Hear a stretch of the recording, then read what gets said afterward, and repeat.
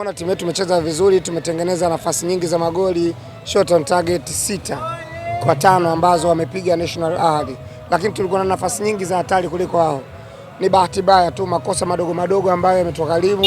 Goli la pili mistake tulifanya wenyewe la kutoa boko, kurudisha mpira nyuma.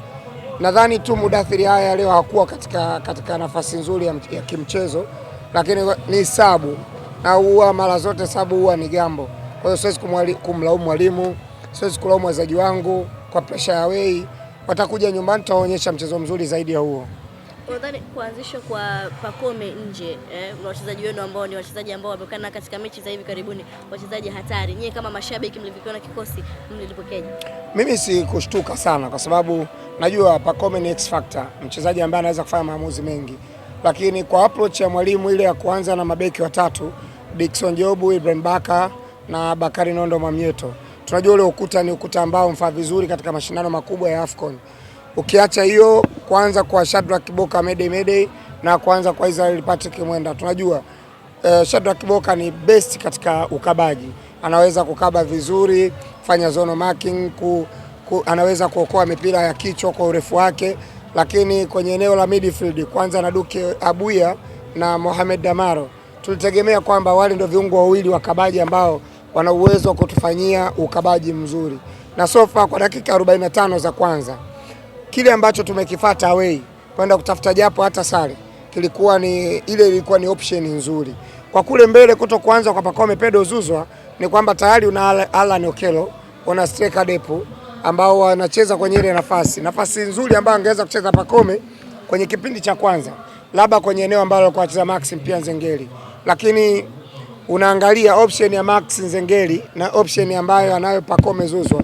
Max ana uwezo wa kuwasaidia hawa viungo wa kabaji, ana uwezo wa kusambaza upendo kwenye eneo lile la juu, kutoa pasi za zile zenye macho. Lakini Pacome unamtegemea zaidi kwenye kuidrive team, yaani kwa maana dribbling ndio unamtegemea zaidi Pacome Pedro Zuzwa, na ana uwezo wa kufanya maamuzi kwamba ninapoingia ndani na uwezo wa kupiga mwenyewe shot on target na uwezo wa kulenga goli na kuiokoa timu kwenye nafasi nzuri. Kwa hiyo mimi nilichokiona approach ya mwalimu kumweka Pacome nje haikuwa mbaya, ilikuwa ni option nzuri, lakini imetugharimu sehemu ndogo tu, kwamba umakini katika dakika ya mwisho ulikuwa hafifu, ukatugharimu kwa wenye goli la kwanza. Lakini goli la pili sabu ambayo ya Mudathiri haya, basi wote tunamjua Mohamed Damaro anaweza kucheza vizuri, lakini anapokuwa na yellow card uweze ukateki risk, ile riski ya kumuendeleza kumchezesha, kumbakiza mchezoni. Unapoendelea kumbakiza mchezoni Mohamed Damaro, maana yake muda wote una uwezo wa kupokea maafa ya kucheza pungufu. Kwa hiyo kumtoa Damaro kumwingiza Mudathiri ilikuwa ni sababu nzuri, lakini Mudathiri hakuwa sehemu nzuri ya kucheza leo, yani hakuwa na mchezo mzuri. Yani kifupi hakuna wa kumtupia lawama tu kwa away.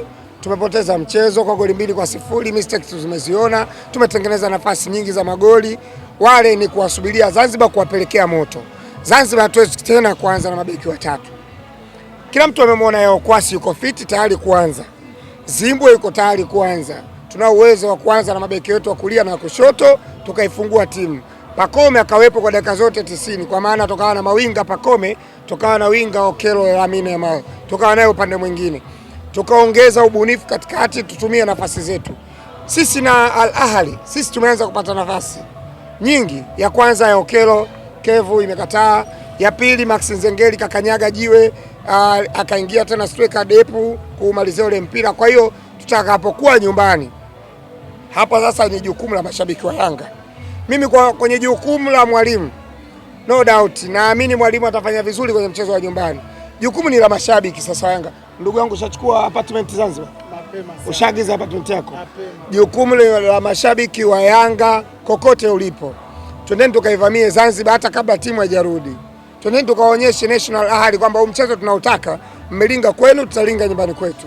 Watakuja tuwape support, kwa sababu hata Al Ahli leo kilichowafanya washinde ni kwamba wao wapata support ya mashabiki wao, sio kwamba wametuzidi kiwanjani kwenye kucheza. Mimi sijaona mahali ambapo Al Ahli wametuzidi, kwa sababu ukiangalia pasi zilizokamilika sisi tumepiga kwa asilimia kubwa kuliko wao.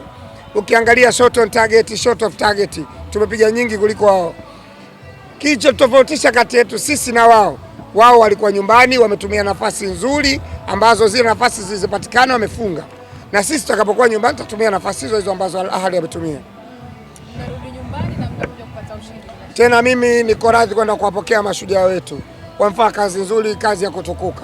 Kucheza na National Ahly kwao sio kitu rahisi hata kidogo. Wapo ambao walienda kula kala tano, wapo, sio kama mjui, na wanacheka leo, lakini wakiambiwa kwamba nyinyi mkiendaga Uarabuni kinatokea nini, huwa washakula tano. Mimi sijawahi kula tano pale, sijawahi kupungwa na Al Ahly tano kwake.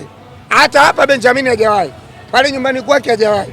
Sasa mimi utaniambia kwamba nimekuwa na performance mbaya wewe?